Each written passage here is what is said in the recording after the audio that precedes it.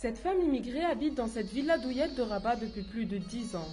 Originaire d'Allemagne, elle s'est installée au Maroc afin de vivre pleinement sa spiritualité du yoga, mais aussi de la peinture. Elle est venue partager ses expériences et donner des cours pour tout âge confondu. Vivant avec ses deux filles Nina et Camille, elles sont lycéennes à Dakar. Dans ses créations, Silke exprime le sentiment d'une immigrée soucieuse du tiraillement de ces deux cultures. Au Maroc, c'est un peu simple parce que vous avez les Français qui ont un grand poids. Et du coup, on s'intègre en fait à une culture semi-française, qui pour moi aussi n'est pas ma culture. Donc du coup, m'intégrer à la culture semi-française n'est pas évident non plus.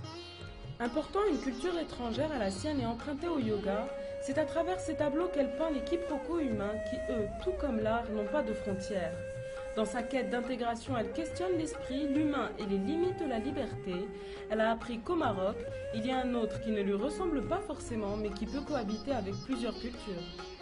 Pour moi, la peinture est un moyen de communication. Je vais créer une image qui résume la complexité d'un problème. Et après, j'aimerais bien discuter avec les gens parce qu'ils viennent, ils voient le tableau, ils vont dire « Ah, c'est joli !» Et du coup, je leur dis « Oui, mais ça a un sens derrière. » Donc, c'est un peu l'accroche pour te dire « Viens t'asseoir ici pour discuter avec moi. » Parce que j'aime bien discuter. Donc, pour moi, l'art, elle est un peu vecteur pour attirer l'autre et l'inviter à discuter. Discuter, le premier pas vers la diversité. Pour Silke, l'intégration est chose facile, mais reste comme l'évolution des états d'âme, une question d'assets et d'exercices moraux. Informaticienne de profession, Silke ne raisonne pas en termes binaires. Pour elle, l'immigration et la différence de culture sont des sentiments qui s'entrechoquent d'égal à égal au sein de l'âme humaine. Direction Casablanca, autre ambiance, Adam Maroc est géré par Pascal, un immigré français, PDG de cette entreprise d'architecture métallique.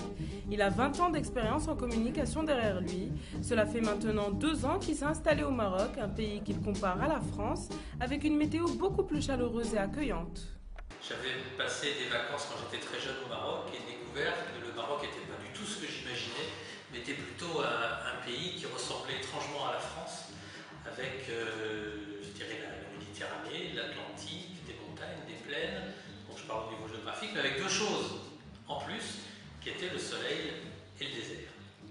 Et donc un jour, ayant eu une activité professionnelle au Maroc ponctuelle, j'ai décidé à un moment donné de faire les deux à la fois, c'est-à-dire vivre dans un pays que je trouvais très accueillant et agréable, et à la fois y faire un métier que j'aimais.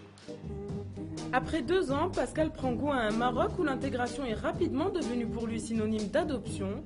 Même si chaque week-end il retrouve sa femme qui, elle, a préféré rester en France, il envisage sérieusement la convaincre pour s'installer définitivement ensemble au Maroc.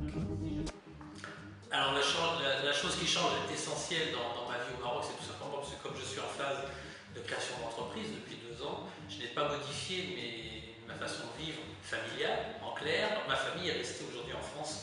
Donc ce qui change surtout, c'est le fait d'être seul pour travailler toute la semaine et retourner le week-end en France. Bien sûr, ce n'est pas une solution qui est viable, c'est-à-dire qu'à un moment donné, il faudra effectivement que ma famille vienne me rejoindre ici pour démarrer une nouvelle vie.